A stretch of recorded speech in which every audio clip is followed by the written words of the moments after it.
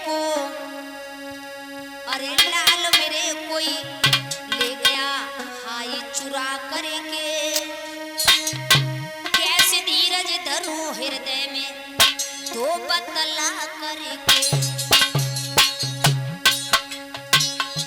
जतन कोई ऐसो करवाओ पुत्र मेरे को ढूंढवाओ, जतन कोई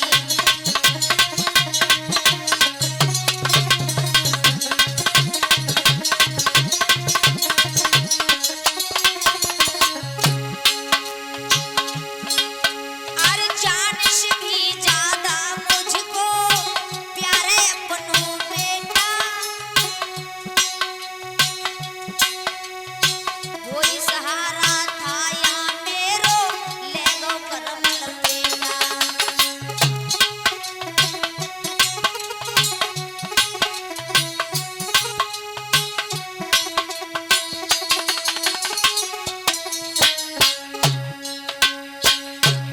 जवाब दियो है नाथ वो एक इशारा था उसे भी कोई ले गया, और ऐसा करो मेरे लाल को ढूंढवा करके मुझे दे दो, क्योंकि मैं लाल के बगैर रह नहीं पाऊंगी। मेरा दिल को टुकड़ा ओ लाला, मेरे नैनन तारा ओ लाला, रखती पलक बिठा करके, अरे जत से जतन करावो तुम तो लाओ पुत्र यहाँ ये, धीरज धरूं मैं हृदय में पुत्र फुलवाई दो घर में।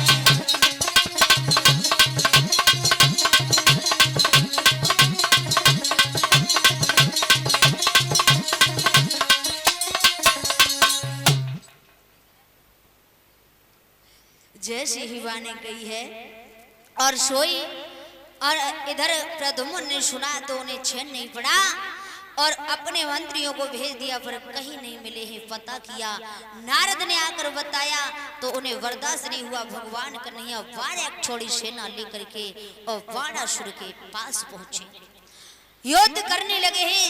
और इधर वो शंकर भगवान के पास पहुंचा, शंकर भगवान ने भी आकर के युद्ध किया है।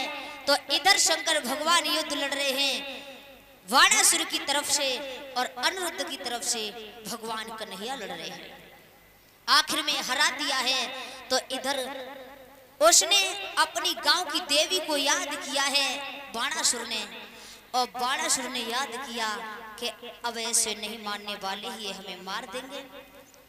जवाब दियो भगवान कन्हैया ने कहा, बाणासुर तुझे मैं मार देता, लेकिन पहला दुखों में वचन दे चुका हूं कि तुम्हारे परिवार में मैं किसी को मारूंगा नहीं, तुम्हारे वंश में किसी को मारूंगा नहीं, इसलिए आपको मार नहीं सकता हूं। बाणासुर ने देवी को याद किया है तो देवी नग्न अवस्था में आकर कन्हैया के सामने खड़ी हो गई। उन्होंने शर्म के मारे अपने चेहरे को दूसरी तरफ कर लिया है। सो मौका देखकर बाणासुर भाग गया। शंकर भगवान बाणासुर फिर आए हैं और दोनों ने स्तुति की है, भगवान की शरण में आ गए। छोड़ दिया श्याम सुंदर ने, और बाणासुर ने उषा का विवाह निर्विवाद अनिरुद्ध के साथ कर दिया, और विवाह करने के बाद द्वारिका के लिए विदा कर दिया। बोली गोविंद भगवान की। इस तरह से उषा अनिरुद्ध का विवाह हुआ। समय के अनुसार ज्यादा विस्तार में नहीं सुना सकते। इस तरह से भगवान कन्हैया इधर रहने लगे हैं द्वारिका में। जब द्वारिका में रहने लगे हैं, 56 यादवों के साथ में 56 करोड़ यादव हो गए। प्रत्येक रानी से एक एक लड़की 10-10 लड़का हुए थे। और इधर सुदामा पर गरीबी आने लगी है।